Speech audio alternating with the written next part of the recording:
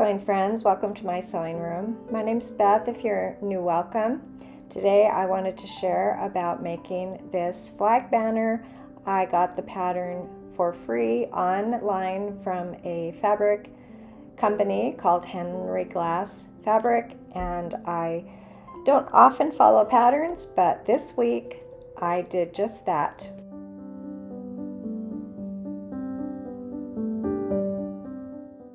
Many of the fabric companies have free patterns on their website, and this one, I really liked the star in this flag and decided I would forge ahead and follow a pattern. So I cut all of the pieces ahead of time and began making that star motif in the corner of the flag.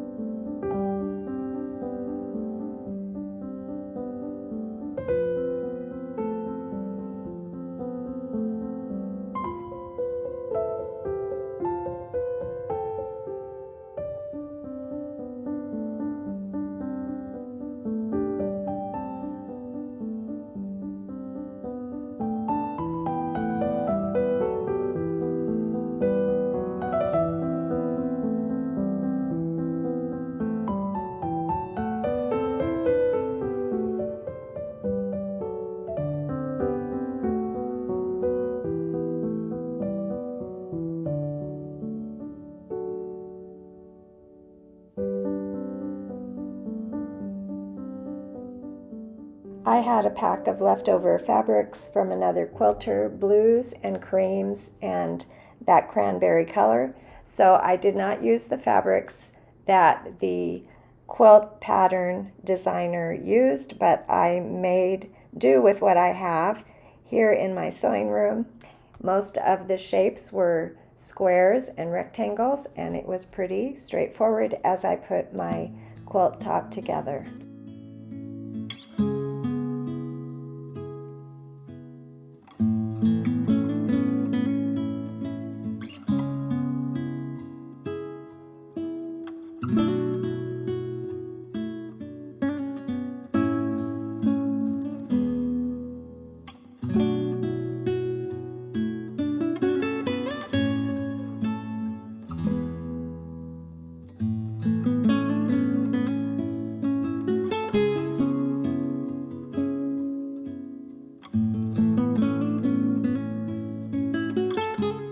The pattern called for a square and a square for the center, and there were also some flying geese units. There were quite a few triangles that I needed to cut off to make all of my pieces here, so I did save those, and I took a break midway to sew them together for another project.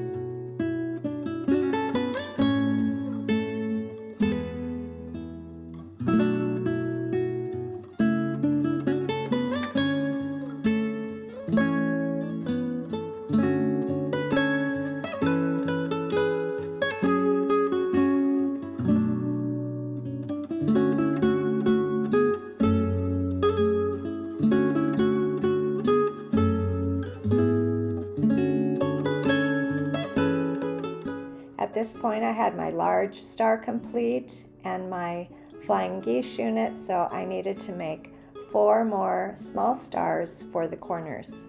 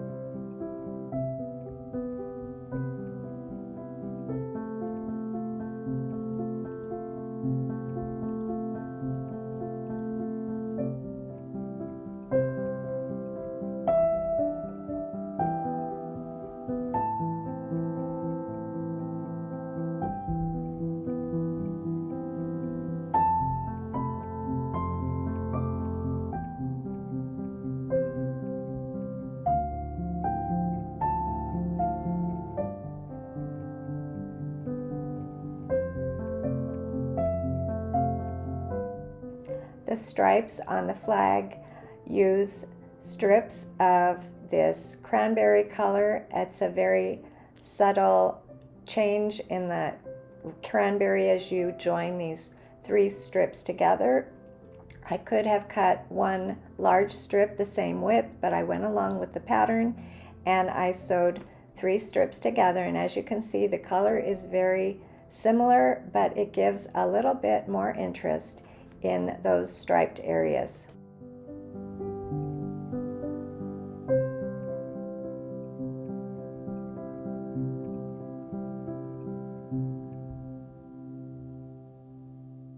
Here's the quilt banner on my wall with all of my stripes, and again, I did not have enough of a plain cream, so I had this cream with some red roses that I think will work okay. And what I'll do is I will delete the appliqué. I really went back and forth with whether I should add the appliqué or not, but I decided not to add the appliqué, and here are all those tiny triangles that are left over from cutting away the triangles as I was piecing those stars. So I'm going to sew them together right now so that they're ready to go for a future project.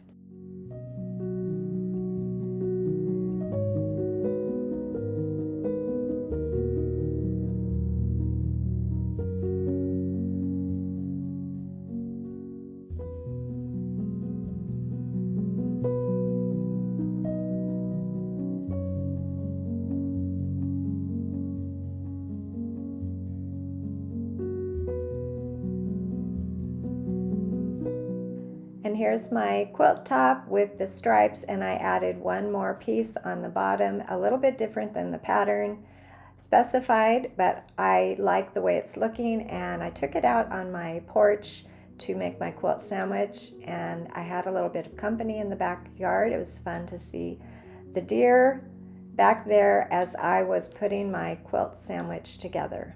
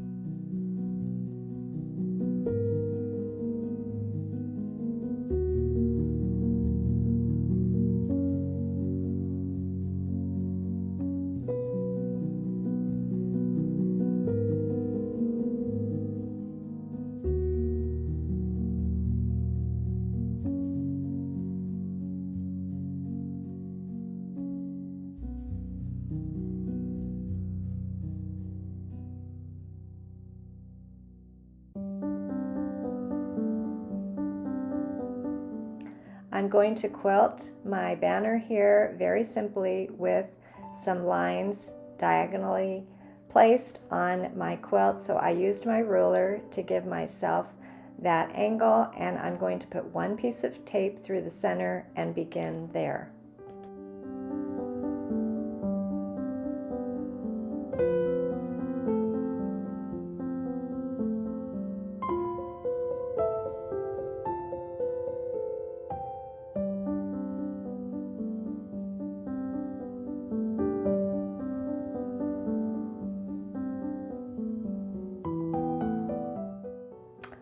I rolled the corner of my quilt, and I'm going to be starting on that blue line. I'll sew right next to that blue line. On my featherweight here, I added the walking foot, and I'm using the largest stitch. I'll begin at the top there and sew all the way down.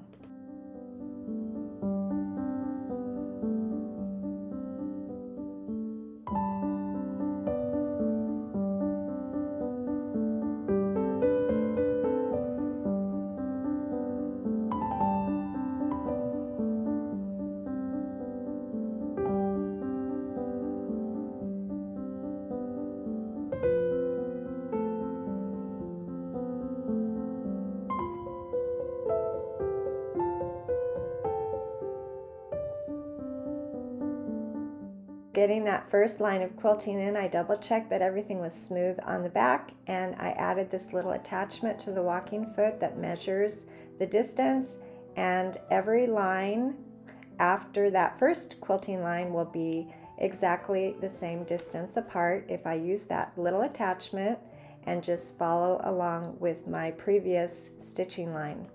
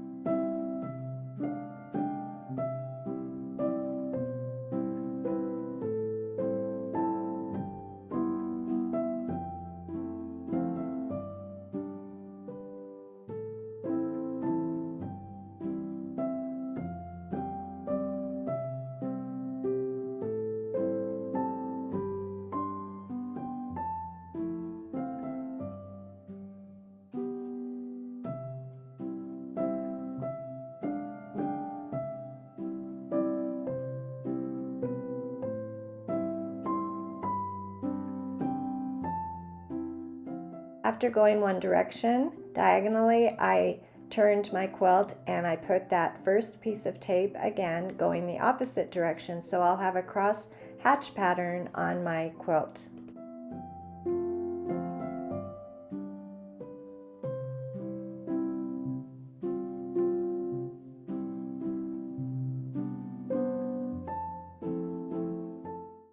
Once all of my quilting lines were in, I was able to cut away the excess batting and backing using the quilt top as my guide.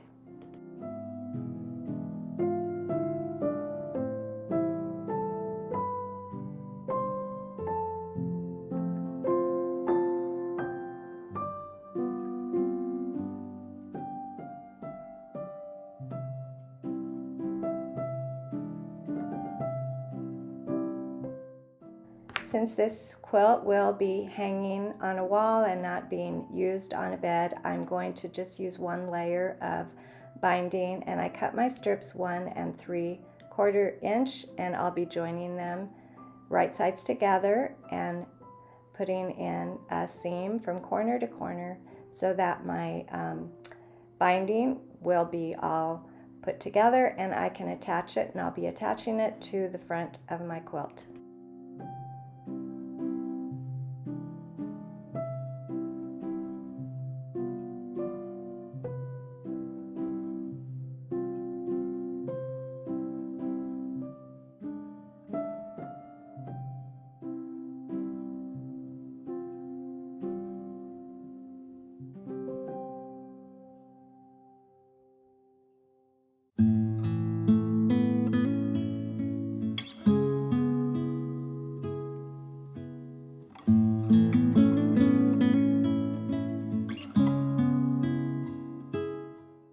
I left a short tail before beginning to attach it to my quilt, and I, using about a 1/2 inch seam away from the edge there, and I stopped at the corner, and when I got to that first corner I stopped before the end about a 1/2 inch, and I'm going to leave my needle down and pivot my little quilt here and sew off the corner of my quilt.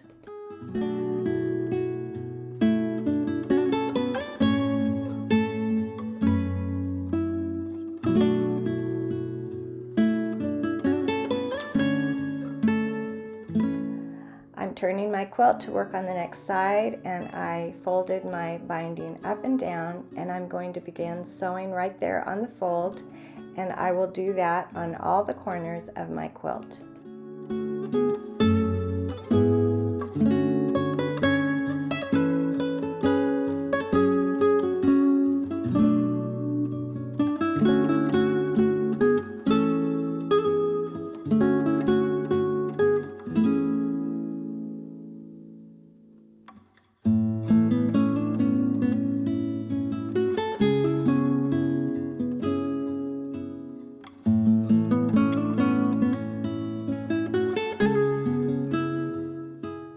I forgot to stop before joining my binding at the end. It's called continuous binding, and I failed to film that, but I do have many videos that explain how you attach the ends when you get that binding sewn on.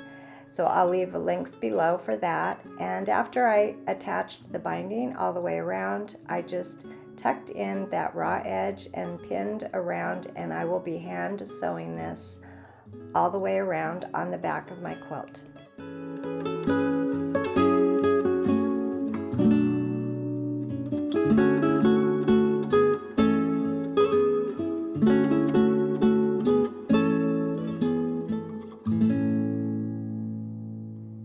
And here is my flag quilt banner on my porch. I love the way this turned out, and I was really happy to use all those hand-me-down fabrics in these beautiful blue, reds, and creams. Thank you for joining me today, and I'll see you next time.